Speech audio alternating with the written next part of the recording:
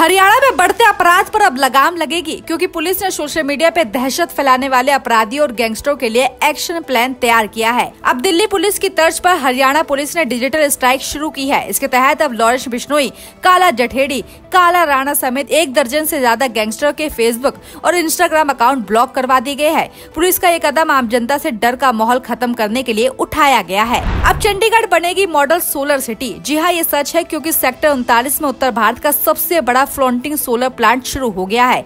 ये प्लांट चंडीगढ़ को model solar city बनाने की दिशा में एक बड़ा कदम माना जा रहा है। इससे न सिर्फ हर साल लाखों यूनिट बिजली तैयार होगी, बल्कि पर्यावरण को भी फायदा होगा। बताया जा रहा है कि फ्लोटिंग सोलर प्लांट से हर साल करीब 35 लाख यूनिट बिजली मिलेगी। इस बीच चंडीगढ़ से एक और बड़ी खबर सामने आ रही है, जहां मुख्यमंत्री नायब सिंह सैनी की अध्यक्षता में हरियाणा कैबिनेट की अहम बैठक हुई, जो करीब 4 घंटे चली। बताया जा रहा है कि बैठक में 30 से ज्यादा विषयों पर चर्चा हुई, जिसमें एक भ्रष्टाचार के आरोपी HCS अधिकारी की जबरन रिटायर्ड का मामला भी प्रमुख रहा। साथ ही मानसून सत्र की तैयारी, कर्मचारियों से जुड़े मुद्दे और विभागों के पुनर्गठन जैसे विषयों पर भी विचार हुआ।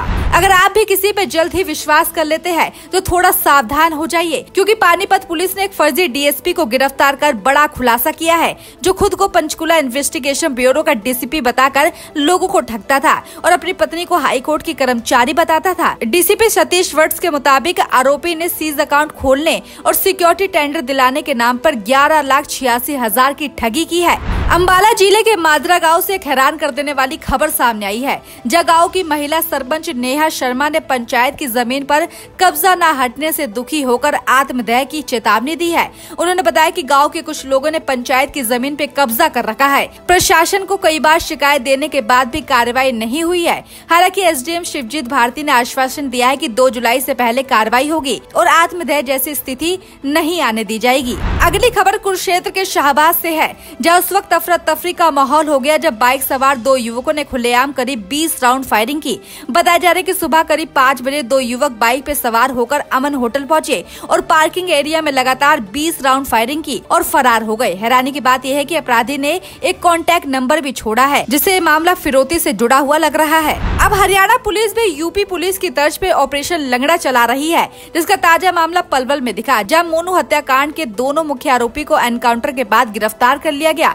बता दें कि अलावल पुल चौकी के पास आगरा कैनल की पटरी पे पुलिस और बदमाशों के बीच मुठभेड़ हुई, जहां दोनों आरोपी अजय और आकाश पुलिस पे फायरिंग करते हुए भागने लगे, जिसके बाद पुलिस ने जवाबी कार्रवाई करते हुए दोनों के पैरों में गोली मार दी और पकड़ लिया। खबरों की माने तो बदमाशों पर पहले भी आधा दर्जन से ज्यादा केस दर्ज है और दोनों पे 5-5 हजार का इनाम भी था।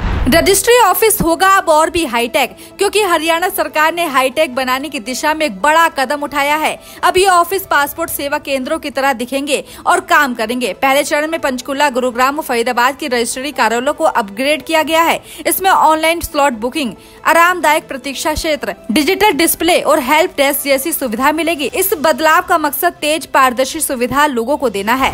इस बीच चंडीगढ़ में SSC परीक्षा में फर्जी दिव्यांग प्रमाण पत्र लगाकर सरकारी नौकरी पाने की कोशिश करने वाले 13 उम्मीदवारों पर FIR दर्ज हुई है। ये मामला हाईकोर्ट के आदेश पर सामने आया है, जिसमें 8 आरोपी हरियाणा से है। जांच में पता चला कि उम्मीदवारों ने जींद और फतेहपुर से सिविल सर्जन ऑफिस से फर्जी सर्टिफिकेट बनाए हैं, जबकि वे वहां के निवासी नहीं थे। SSC ने पहले 6 उम्मीदवारों को 3 साल के लिए डिबार कर दिया था। अब पुलिस ने धोखाधड़ी और जालसाजी की धाराओं में केस दर्ज कर जाँच शुरू कर दी है। गुरुग्राम में LLB के छात्रों को कुचलने वाला स्कोडा कार ड्राइवर को पुलिस ने गिरफ्तार कर लिया है। आरोपी का नाम मोहित है, जो गुरुग्राम के नूरपुर बोहरा कला का रहने वाला है और एक MNC कंपनी में सिविल इंजीनियर के तौर पे काम करता है। 24 जून को काम से लौटते समय उसे गाड़ी चलाते समय नींद आ गई और हादसा हो गया। पुलिस ने आरोपी के पास से स्कोडा कार भी बरामद की है।